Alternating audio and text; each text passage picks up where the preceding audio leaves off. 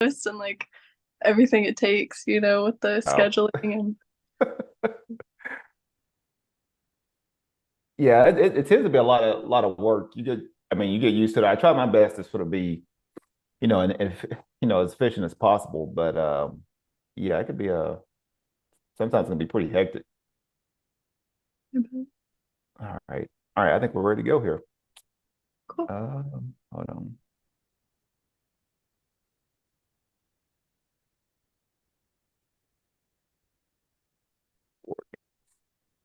All right. And welcome to a new episode of The Creative Brew, giving you insights on your creative journey. Today, we have Juliet Rodriguez.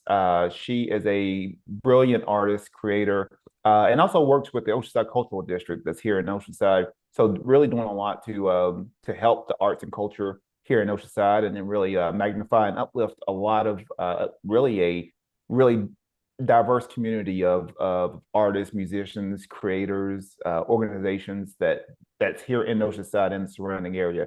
But I'll let Juliet sort of share her story and her origin story, and we'll start the show. So Juliet, glad to have you. Cool. Thank you so much. Um, well, I'm originally from Sacramento, born and raised, one of my favorite places in the world. Grew up in a really small town. It's actually a rural community with about 5,000 people living there.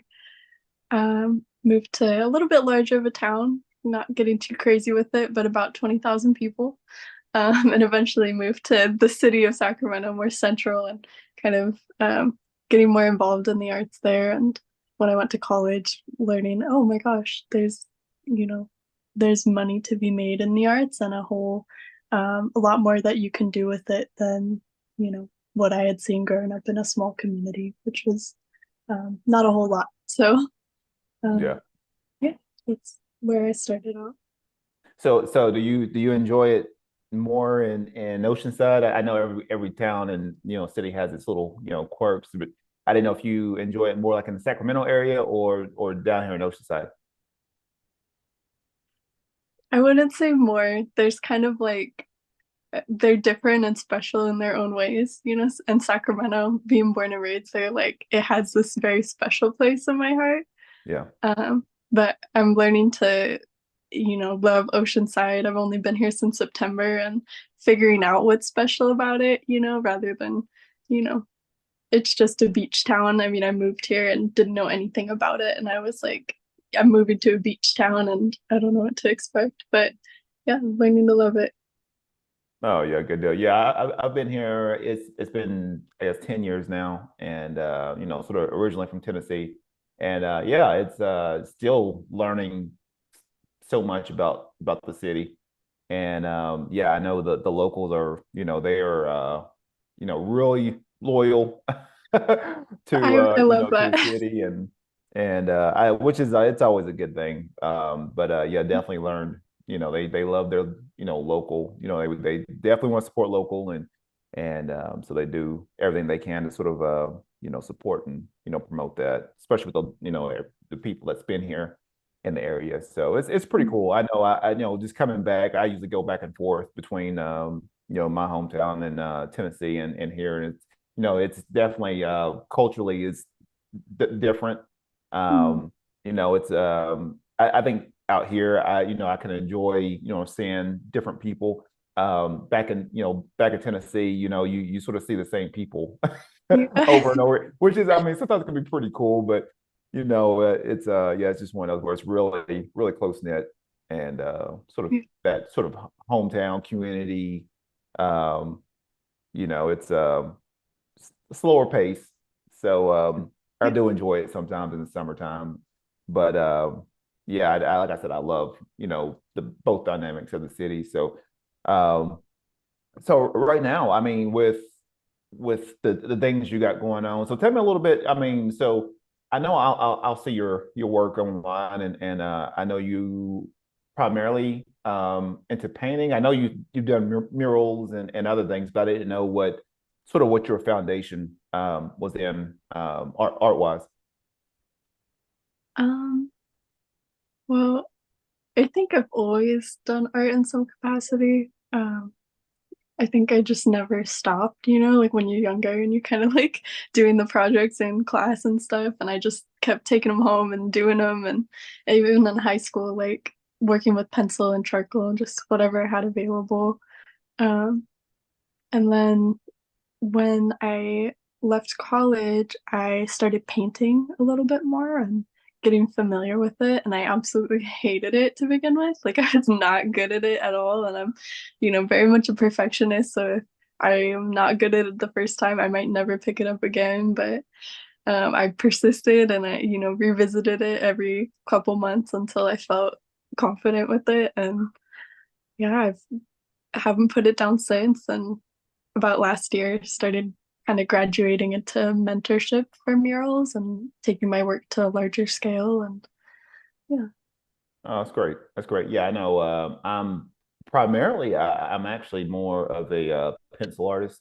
Um, but I know, like I said, I'm sort of trying, really trying to experiment more with watercolors, and I do a lot of, just sort of realistic sort of illustration. I'm always, like I said, I'm always big into like comic books and stuff like that, so that I tend to go that route. But yeah, I know I had painting in college, and I sucked at it. I was horrible at it.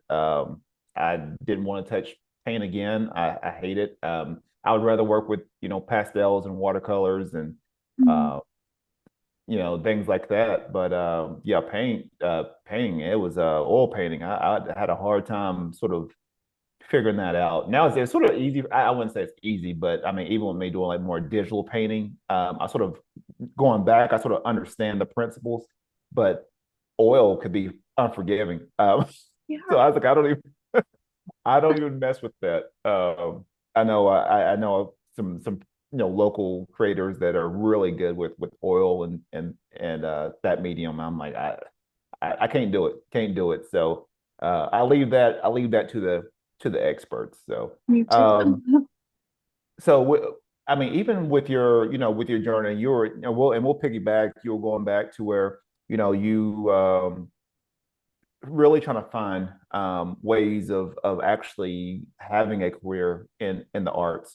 Um, I know from experience that a lot of people, and sometimes it can just be the environment. It could be just the people that you're around.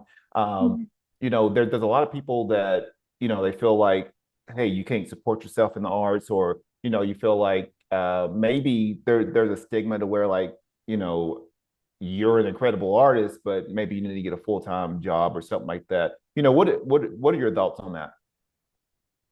So that was definitely a thing living in a really small town, and not only a small town, but like in a rural community, there's a lot of like my high school is called Liberty Ranch High School. Like it's very like out there farming community, like the track for the trades was to, you know, become a farmer essentially, learning to run your farm and it was really people were supportive, of my aspirations to be an artist, but very encouraging of not as a job though. Have this beer hobby, get really good at it if you'd like, but you need to make money other ways.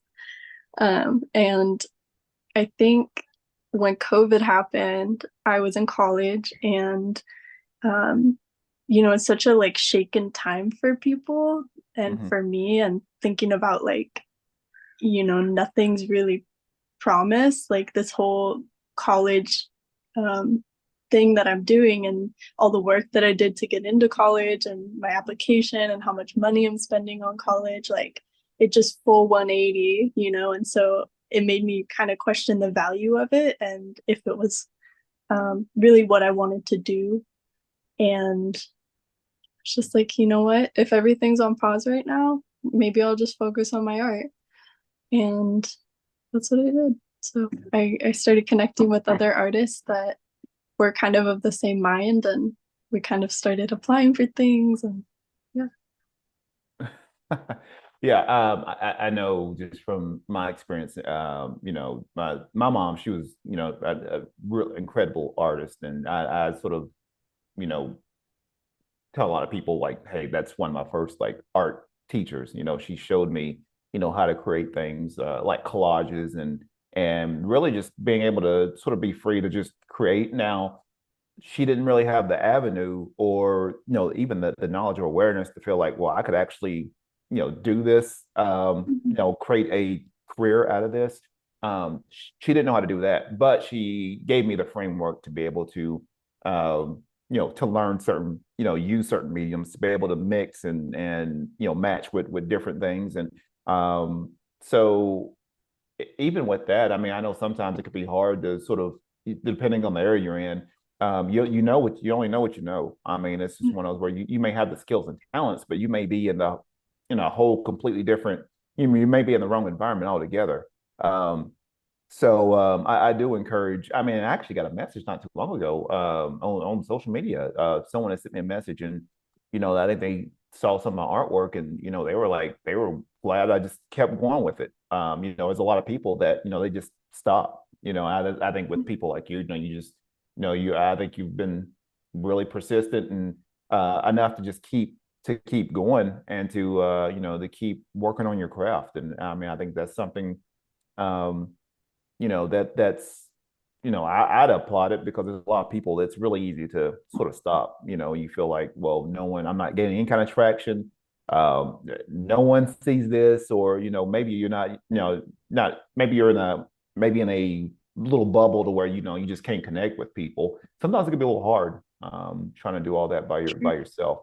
Um, do you feel like that camaraderie, like even you starting to connect after COVID and starting to connect with people, do you feel like that was, going into piggyback and going into the Oceanside Cultural District and working there? Do you feel like that was a really easy transition, or do you feel like there's other things involved that you had no clue about and you're sort of figuring it out? Um, I didn't really know what to expect with the arts community here. You know, I hadn't really thought about how different it could be. But I see a lot of similarities in a lot of ways. I remember telling a friend of mine here that there's a lot of similarities in our arts communities. Even though we do things different, we gather in different places, we get excited about different things. Um, Very similar because everything that we had as an arts community, we earned ourselves. None of it was handed to us. All the opportunities that um, we created, we sought out ourselves and really kind of had to create our own organizations, our own galleries, our own businesses, and um, with not a whole lot of support from the city, either financially or even socially, to do it. And I see that here, and I think that's a big motivation for wanting to be a part of that change. It's like, even if I'm not an Oceanside artist, I understand that struggle of, I feel like I've been doing this, by myself, even though our community's tight, like, where's the support from the city? Yeah, yeah. I definitely coming out here, coming from Tennessee, I really didn't have that community of, like, even like the connections that I have out here now, just through the podcast. The that community, really that community of creators and musicians and all these organizations that you see out here. I didn't have that there in Tennessee, so it was a little hard. I mean, it's actually really inspiring to get out here. Uh, really, honestly, I was sort of scared coming into a new environment, but eventually, sort of connecting with all these organizations and people. It's amazing when you start to see like how many people that you could possibly connect with out here in some form or fashion. I said, I know everyone's sort of doing their own thing, but I really feel like everyone has their little tribe and audience that you can connect with, especially out here. I think there's a lot of opportunities if we choose to see it. Um, and yeah, like I said, I encourage any aspiring creators, if they listen to this episode, in the future, is figuring out that, like, there's an audience, there's a tribe of people that you will vibe with. You won't vibe with everyone. That's not, that is not for you to sort of to do. Your job is sort of figure out, ways of resonating, connecting with the right people that, that connect with you and that you can collab with, and so I think everyone has that. Um, what do you think about that?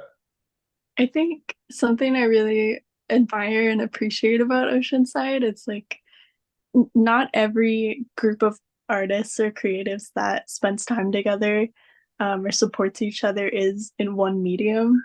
Sometimes in Sacramento, we have in the city a very large arts community. So all of the mural artists might hang out together pretty exclusively, or all of the musicians pretty exclusively. But I really love that, even though the arts communities here in Oceanside can be small, there's variety in there. You have like mural artists, musicians, DJs all hanging out together. It's really cool.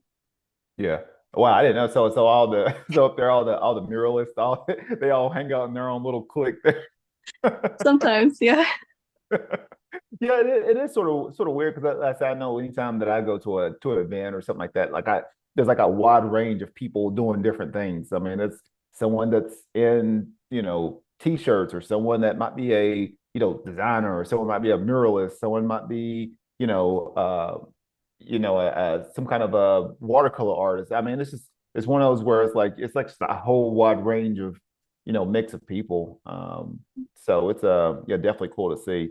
Um, so, I mean, right now, with the Oceanside Cultural District, and I know you just had the Arts Impact event, which went very well. Definitely had like I said, had the privilege of being in this event.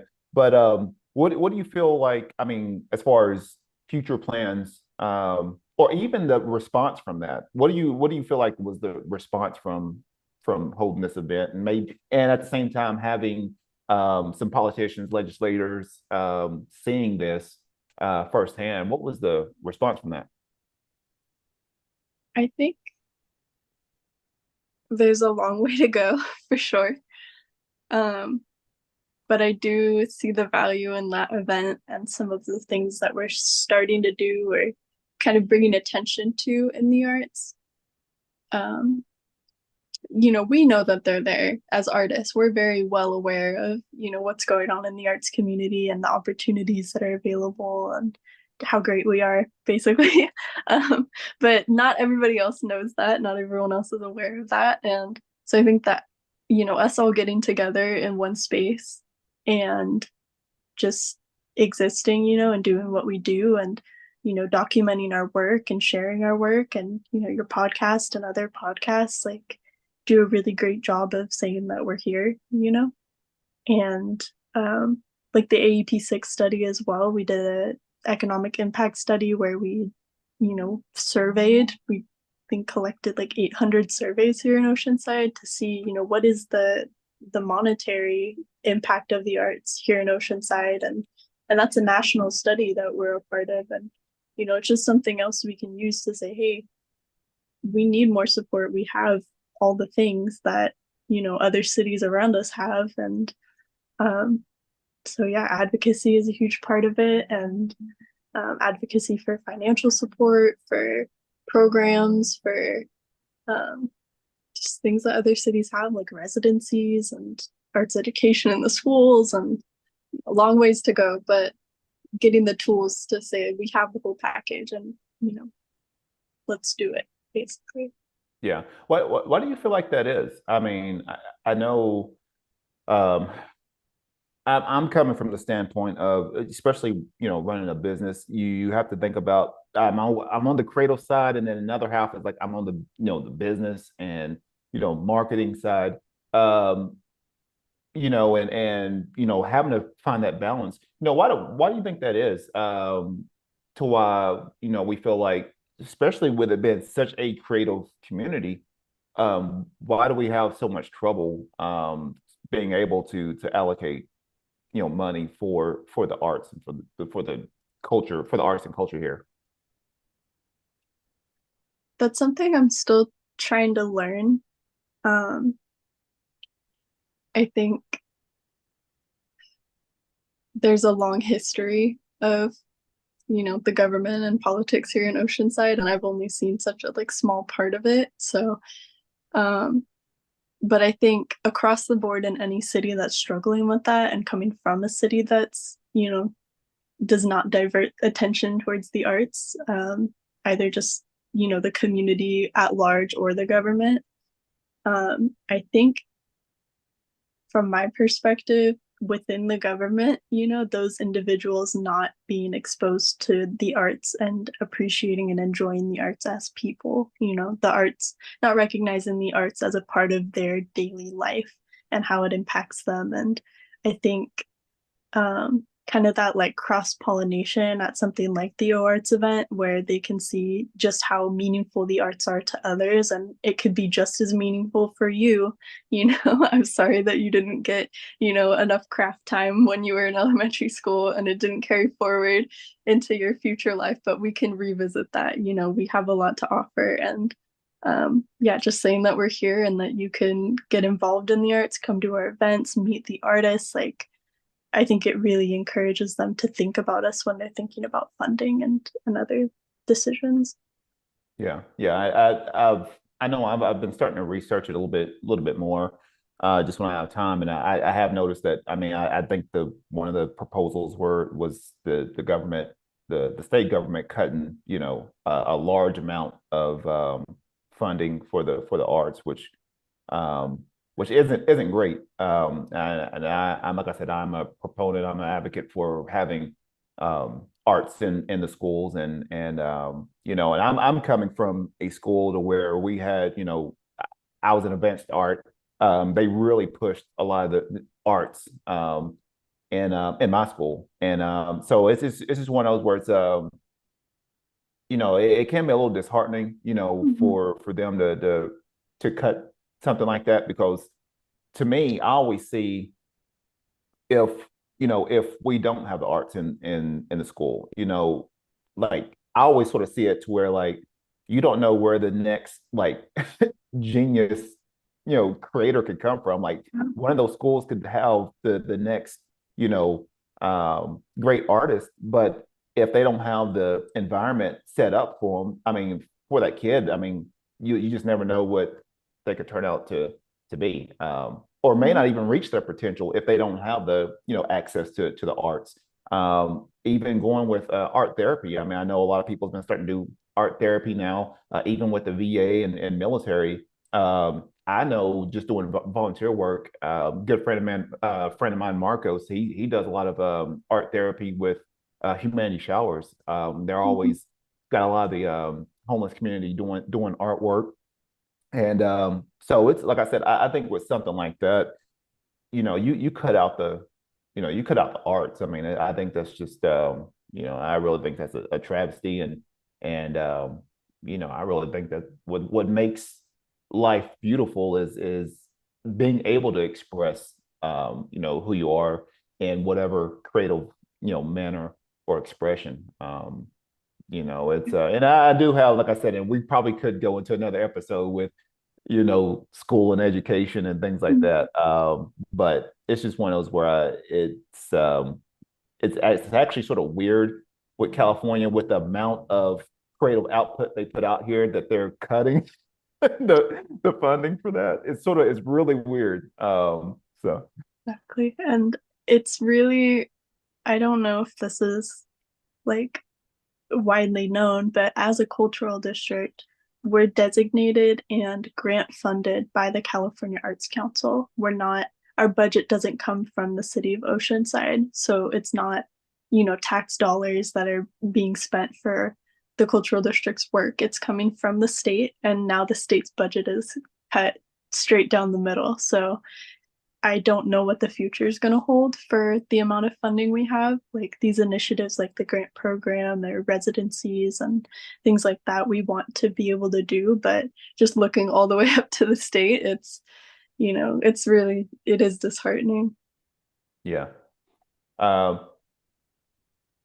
Perfect scenario, how would you, well, if the roles were reversed, if we had all the funding sort of funneled into the area, what would you like, what ideals would you use for it? That's a great question. Um, I mean, to be honest, I have a couple things in mind, but this isn't my city, and I want to stand by that. This isn't just, where I can come and do anything I would want to engage with the community and say, what do you want to see? What does this funding look like in your hands? And the ideas I have are things that I've already heard from the community. So I think, some professional development for artists, like learning how to apply for grants, how to do murals, scale your work up, how to apply for different opportunities, how to find them, um, arts education for the youth, a residency program. Um, yeah, yeah, just all the good things. Yeah. Yeah, there's yeah, that's I always sort of think about that. Like if I had all the funding, like what would I, like what would I do with it? And it's sort of weird. I've had some weird ideals as far as like if I did have like a bunch of funding, like what would I do with the, sort of something geared towards the creative community. But I know one like just off the wall ideal, crazy, was being able to create like my own little not really like I guess it would be like cryptocurrency, like sort of geared towards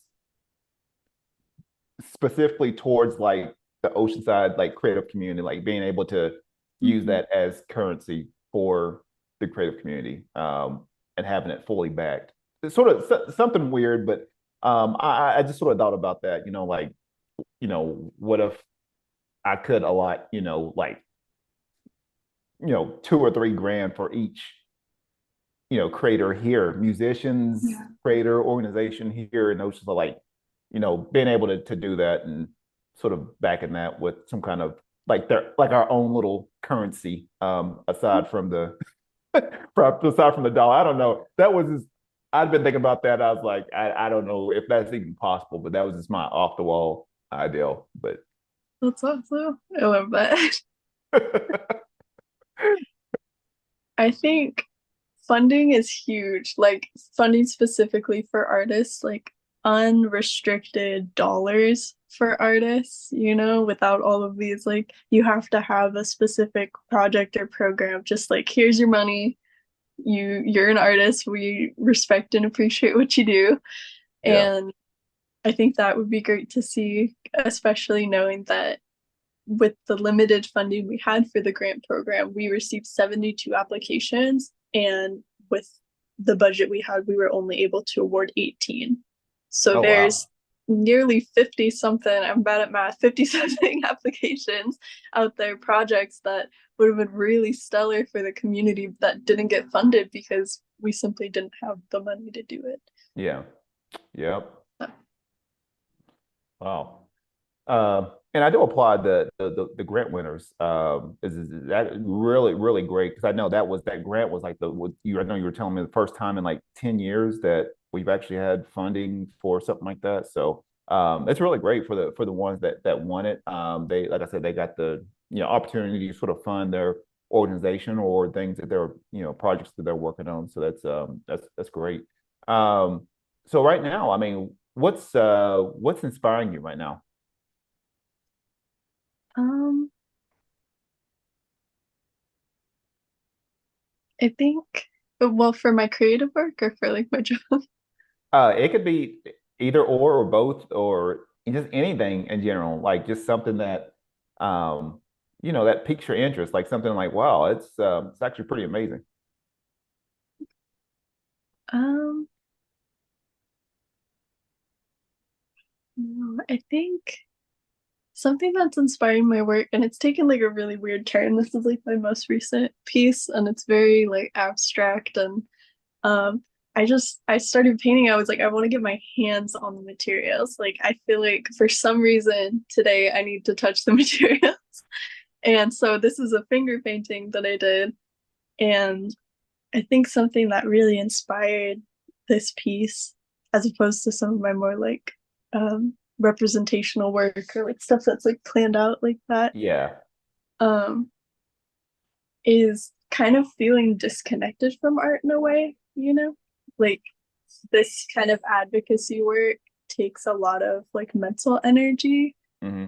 Even if I'm not in the office, it's things that I'm thinking about constantly. And um, I think it kind of forces me into this uh, space with my art where I'm like, I just need to make it. Like, I don't even care what it looks like. I just need to get in there with some paint and see what happens. And um, so, in a way, it's kind of inspiring, but also it's just kind of changing my work, I guess. Yeah, Yeah. I like that. Yeah, that first one, I guess the one we talked about, that one sort of caught my eye right off the bat. Was the I guess the one you were just doing the finger painting. Now I have looked online and sort of seen some of your cleaner like mural work, which I mean is amazing. I love the colors on it. But yeah, that one sort of caught me.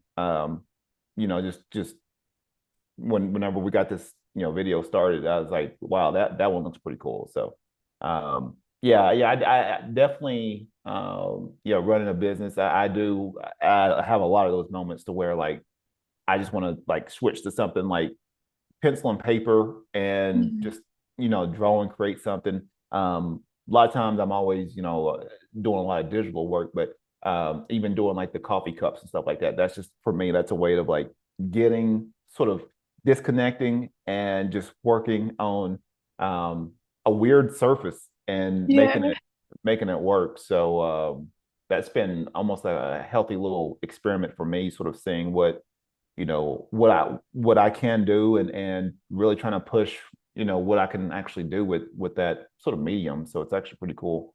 Um, but yeah, yeah, that's yeah. Sometimes we just need to disconnect and just get our hands on something and just go to town.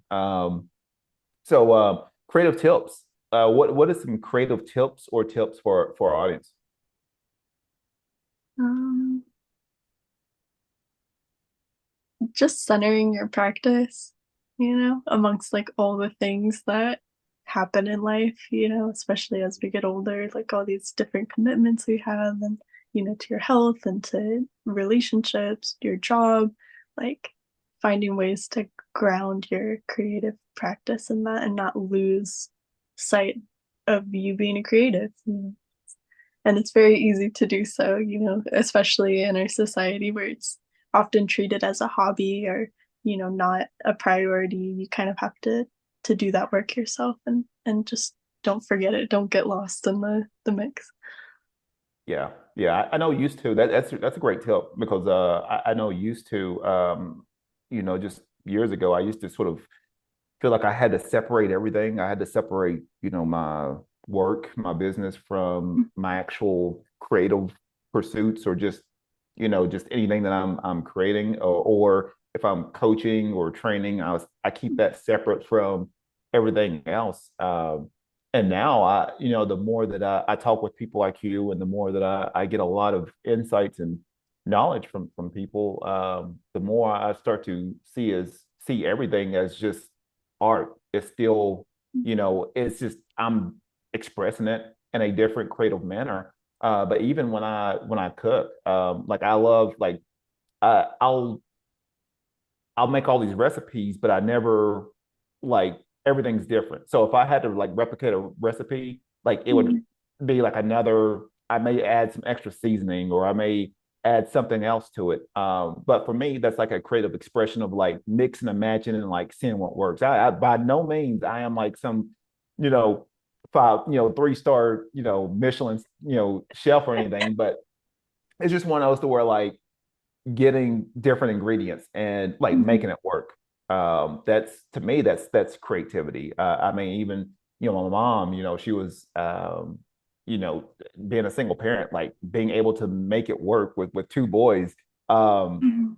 that's creativity in to itself. Yeah. And even with people, the things they have to do in their normal lives. Sometimes we feel like, well, I'm not creative. Well, if you can find different ways of like making it through the day, you are using creativity in some form or fashion to do what you can do. Now, obviously, we get people like you and me that we practice that on a daily basis, or we have the environment to do so. Mhm. But I mean, everyone's creative in their own right to figure out what works best for you, what's your mode of expression, and just being consistent with it. Sometimes we just don't like, and like you said, we just don't recenter ourselves and getting back to that space. I know I know many times I have to sort of recheck myself and sort of get back when I got things going on. I have to like recenter and sort of get back to the core of what is making me happy right now.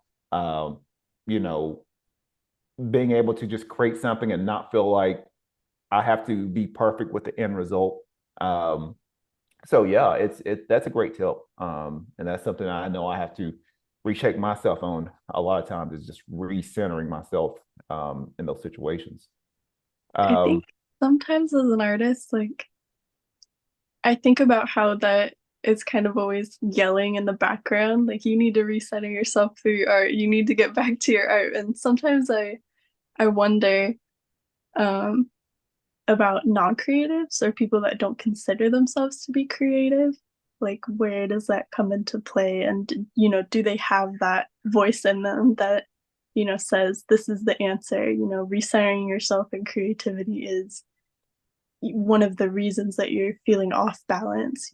I sometimes I wonder, and I don't know because I'm not, I always have that. oh yeah, that's really a great question. I mean, I think that's one of those where we may have to bring a non-creative quote unquote on the show one time and ask that question. I know that some of the people that I bring on that they tend to be um, sometimes it could be entrepreneurs, maybe they're building products or things like that. But even even with some of them, they're always sort of in that ideation or creation mode. So I think for someone that maybe feel like they don't have a creative bone in their body, or maybe I think they have to change their perspective because what they see is someone creating some incredible painting or masterpiece, and they feel like, well, I just draw stick figures. I'm not really creative. And that I think that's something to where I think those skills can be learned. I think eventually people sort of go into their unique style on things, but I think for a lot of non-creatives, they just don't make the time to actually practice on certain things. I know, matter of fact, you just brought up something really good. My sister-in-law, she's actually in Reiki and energy work and stuff, but she really hadn't. I mean, she had painted sort of on and off, but she recently just had the urge to sort of go into more watercolor work, and really now she's really creating a lot of great watercolor pieces. And I think just finding the time to actually work on it and Mhm. sort of being in that space.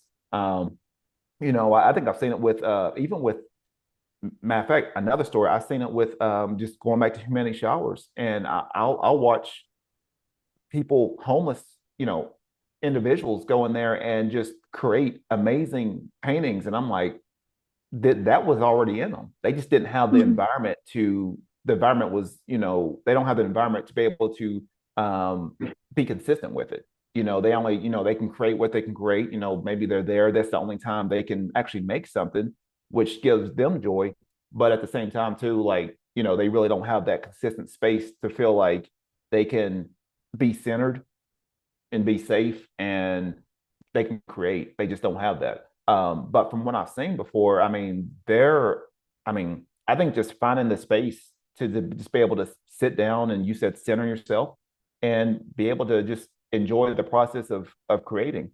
Um, I think some people just don't make the time for it. Some people would rather, and no judgment, but some people would rather sit down and watch Netflix. Um, and feel like they're getting their sort of numbing their brain or maybe just sort of chilling out. I think for me, like being able to just to distress, like for me, like I love being able to just draw and sketch. Like for me, that's distressing. As Yeah, opposed to me sort of like you know not really, I wouldn't say dumbing my brain, but I think there's more productive things that we could do, and I think just people just don't make the time for it. I think something about teaching workshops because sometimes I do teach like art workshops or painting things like that, and something that I've come to realize is that for other people, that art is stressful. Like it's super stressful to make art, and I'm sitting there like mind blown when I find this out. Like it's my de-stress. So I'm approaching it like, isn't this super cool and exciting and easy? And everyone there is like, this is really hard, and I want to go home. Like so I've had to change my approach, with that in mind to really almost convince people why art is good for your balance, or whatever your creativity is really good for your balance. And um yeah, I really wish that was taught early on for me, and for everybody, taught that it can be a really great tool for your mental health. And um yeah. Yeah, yeah, it's one of those where even I think just growing up, it's just one of those where my mom was really good about she didn't tell me what was right or wrong. A lot of times I was just in the mode, like for me, being able to create with her was a joy into itself. So even like I said, we would make all these incredible like paper maches and collages. Like she was showing me this when I was like 7 or 8 years old. And it was just that was something that was like natural to me. Like that was just something like it was like playtime. That's we just make stuff. And so I think just being in that environment or being around people that, you know, they're not gonna, and with her, she never like stressed me out. She never said like, hey, you this needs to be this way or this, something's off, it's bound. No, it's just like you're just in that process of creating. And so I think, and like you said, I think if you can knock out the stress part of it and get away from feeling like, hey, this has to be perfect or this, this arm or this, whatever you're trying to create has to be like the most perfect piece. It doesn't have to be. I think it's just everyone's perception, what you perceive is what it needs to be. And sometimes, and I've noticed it before, even with the homeless that they'll paint. Sometimes I can tell off the bat, like as soon as they start painting, I can tell if they're having a good or bad day, depending on how they paint. Sometimes they'll start to put a lot of bright colors. I can tell they're having a really great day. Or when I start to see black and navy blue, and they're just all, I was like, okay, it's maybe you might be a little depressed, something might be going on. But I never tell them, hey, look, maybe you need to do this. I just allow them to sort of be in that space and express how they need to be, and that's the best thing you can do is being able to get that off your mind and express it in some form or fashion, um, in a productive manner. That's the best thing you can do. And I don't know about you, but I feel like myself and every other artist, we have some story about, an art teacher, an art experience where we're told like you're not doing it right. It's like, right, what are you talking about? Like that's not even a concept, unless you're trying to teach me a very specific technique. Maybe I'm not doing it right, but just doing it different. Yep, yep. Yeah, that's something I've had that experience before. And I think with honestly, I think with my teacher in high school, she was really good. Shout out to Miss Kidwell. She was really good about allowing me to be in my own style. I already had that sort of comic book style way back in like high school. And she, like I said, I think she encouraged it. Now I could draw like realistic, pencil drawings, but I loved more the dynamic, sort of bold comic book style. That's what I loved. But she encouraged it, and it's just one of those where like even let me like create my little comic book when I was in high school, and even when it was like the first, almost like the first iterations of like Photoshop and Illustrator when I started graduating high school.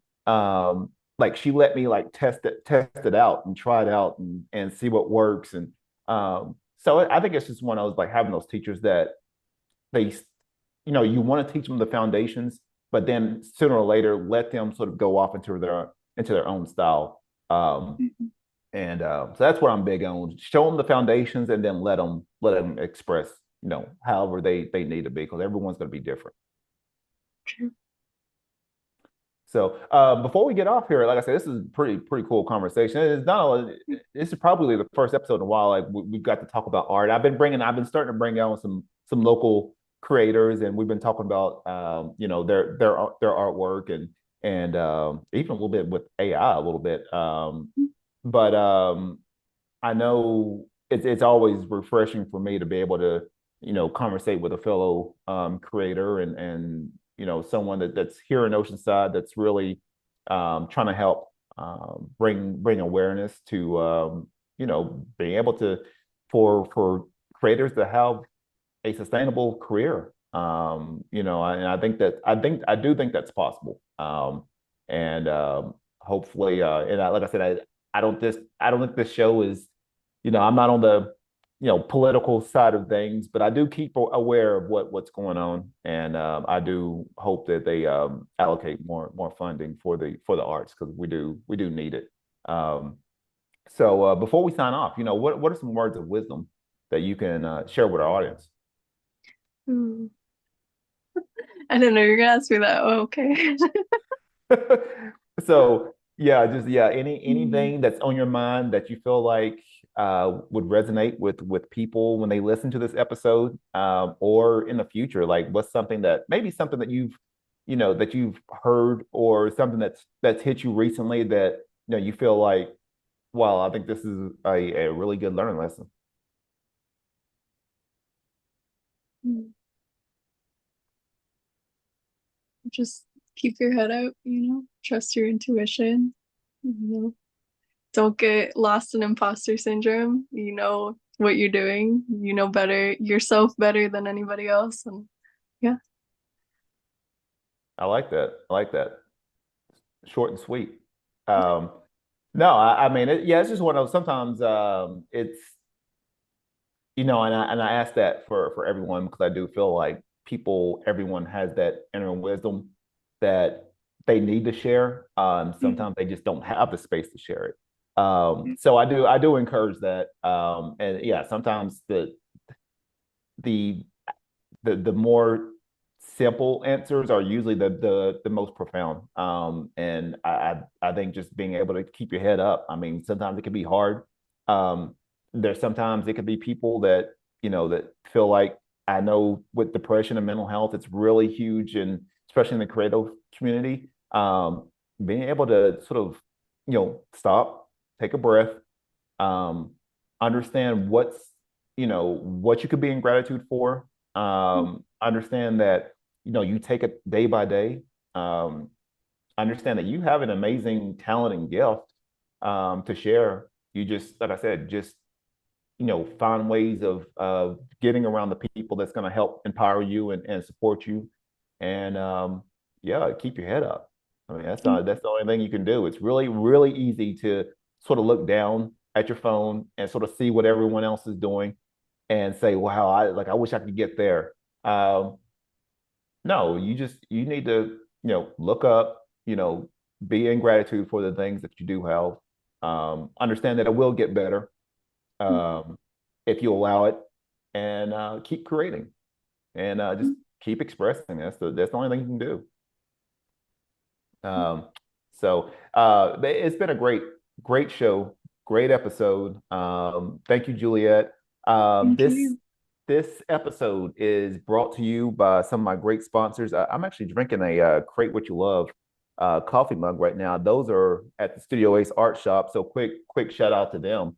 And then one of my sponsors, actually, what I'm drinking on is Elevate Coffee Trading, based out of the Dallas, Texas area, and they actually help extract hope with every drop of coffee. So they have an amazing story. The things that they do, like I said, they usually do a lot of mission trips to Guatemala, and a lot of their proceeds go to help coffee producing countries, such as like Guatemala, in their coffee villages and in areas of need in the Dallas, Texas area. So I've been a great partner. Like I said, I've been able to partner up with them with a lot of different things. I actually recently spoke to some classrooms there in the Dallas, Texas area.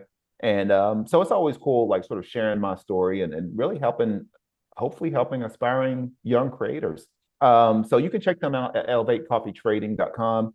And they're on Facebook and Instagram at Elevate Coffee Trading. And then another sponsor is Baba Coffee, one of my great sponsors here in the Carlsbad, California, smuggling good vibes and good coffee. So they actually have live music every weekend, and they have a wine club too as well. So actually, a coffee and wine club if you're interested in both. So you can see all that information on their website at babacoffee.com.